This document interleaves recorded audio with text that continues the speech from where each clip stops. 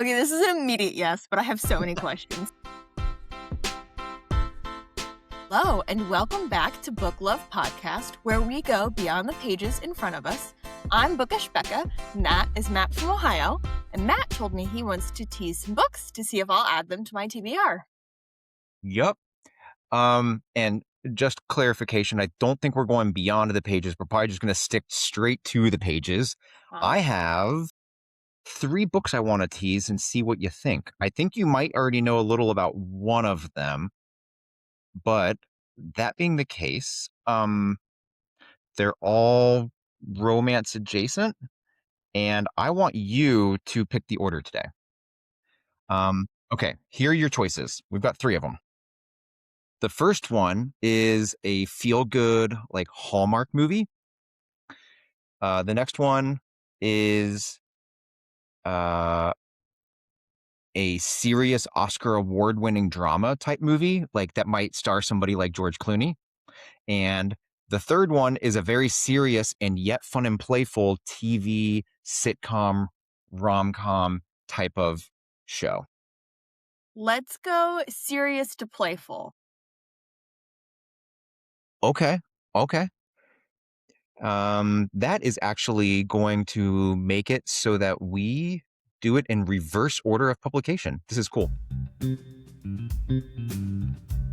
The first book is called The Summer We Ran, by Audrey Ingram.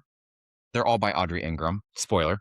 But this story follows Tess Murphy as she runs to be the next governor of Virginia. But guess who her opponent is? None other than Grant Alexander, who she hasn't seen in 25 years since that one summer that they met while Tess worked for his mom, since that one summer when they fell in love, since that one summer that they made mistakes that are coming back to haunt them as election day draws near. Dun, dun, dun. Can Tess and Grant survive the maelstrom of secrets? Can their families survive those secrets? And can their political lives withstand the memory of that first love that shaped their entire lives? Ooh. So I take it this is the book I know about. Yes. Okay, good. Because I was like, if there's another one, I'm going to be really confused. So I do want to read this book. And if this is a more serious book, that's something for me to think about of like, maybe not in the depths of winter. When I say serious, it's not like dark serious. I was going to say, it doesn't sound... No, it's just not Hallmark feel good, right? Yeah, okay. Yeah. Because I then suspect perhaps those political ties are difficult. Because obviously, I don't know, in today's society. Ooh. Mm-hmm. Oh. Yeah, I think this is definitely on my TBR. Also, the cover is just stunning. I know, right? It's beautiful. Okay, second book. A little less serious, but still middle. This is the second book that Audrey Ingram published, and it's called The Group Trip. Okay, so this book, like the last book, this book is told non-linearly. So kind of bounces around in time. The Group Trip follows a group of 6 friends: Chloe and Luke, Sloane and Alden, Reserved Wyatt, and Steadfast Marianne. From the time they find each other and become best friends in a family of sorts in their freshman year of college, through the next decade of their lives, as they live together in New York after graduation and then begin to go their separate ways and find themselves. They deal with love, heartache, loss, promotions, burnout, dance parties. Everything's great until Chloe unexpectedly declines Luke's proposal. The breakup has domino effects that ripple through their friend group, and Sloane plans a last-ditch group trip one summer to try to bring everyone back together. During this luxury trip to Florida, the friends discover that they've all been keeping secrets from each other, the kind that bind and the kind that divide? Can Chloe mend what she broke? And can the friend group survive the secrets that might destroy them? Okay, this is an immediate yes, but I have so many questions. Shoot, ask away. Okay, so you mentioned that it's non-linearly. So does it start in the present day and go backwards, or does it start in the middle and go forward and backwards? It starts in present day, and then each flashback gets closer to present day. Okay. And then we have 6 friends. So do we also change point of views, or are we hearing this from, is it Chloe's perspective most of the time? It is all Chloe's perspective. Okay. But it's interesting because I don't think that the story is necessarily just about Chloe. It's kind of cool. And then it covers a decade's worth of time post college. Yes. Well, a decade worth of time from freshman year of college to. Okay. So Yeah. like they're 28, 29, 30 when the book ends. Yeah, I need to read this. I think maybe because I'm in that phase of life, maybe not the secrets part of life, but the like, oh, college was a long time ago. I had really good friends in college, and oh my gosh, a lot has changed since college. Okay.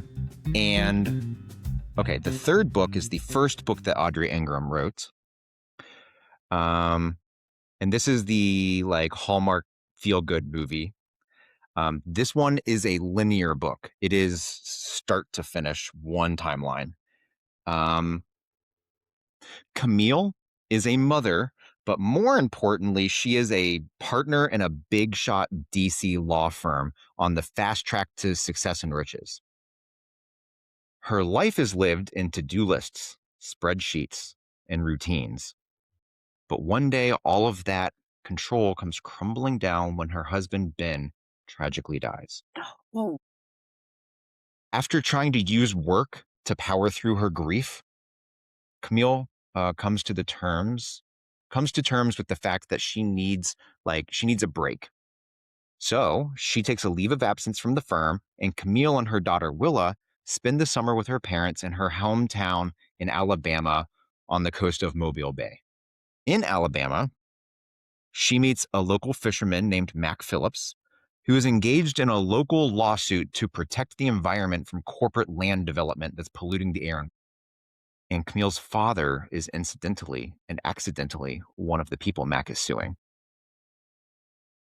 Camille joins her father's defense team and tries to find a way to prove her father's innocence, while she and her daughter are drawn to Mac's fearless resolve, his sterling ideals, and ultimately the man himself.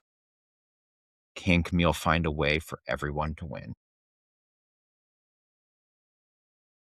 This sounds so lovely and very much like Sweet Home Alabama, but with maybe a little more storyline to it.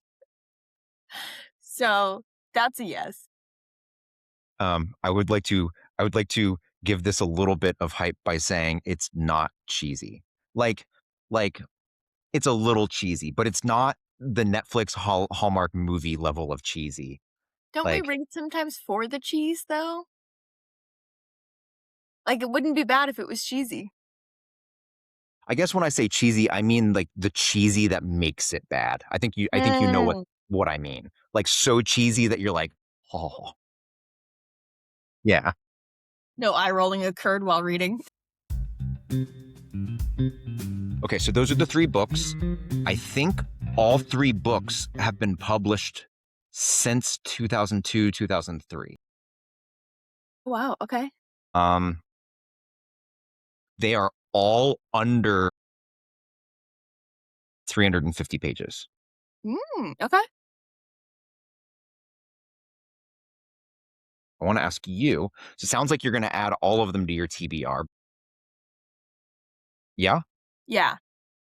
Which one which one sounds like your favorite? Which one? I need to read Chloe's story first. Uh-huh. Okay. Group trip first. Mhm. I like that. I think that was my favorite of the three, if I'm going to be honest. Um, okay, which one do you want to read second? Probably The Summer We Ran. I have so many questions for the author about that one because it was published in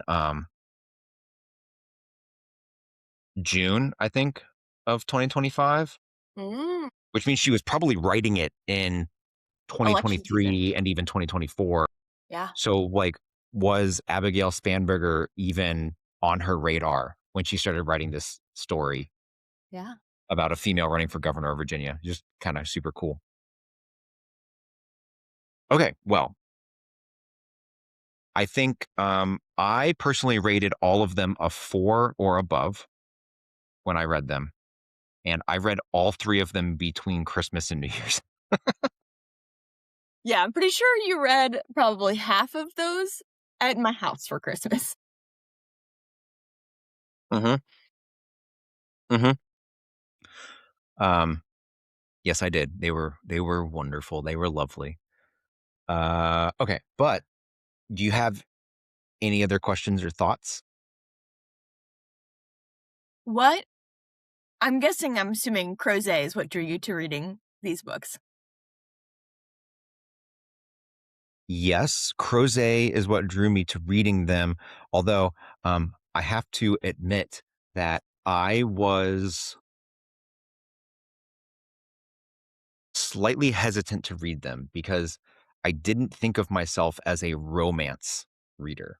Mm-hmm. Um, after I read the first one, um, I have to say, uh, I don't know if she's a romance writer. Okay. She touches on so many other things, and romance is so tangential. It's just kind of there, but it's never ever the focus.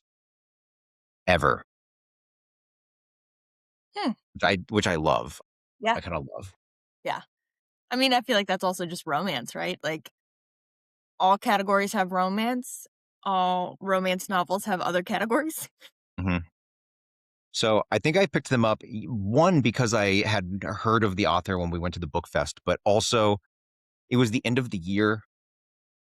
It was crappy outside, and I just wanted some like light, easy reads when I was around the family so that it didn't really matter if I Missed a got bit. pulled away from something.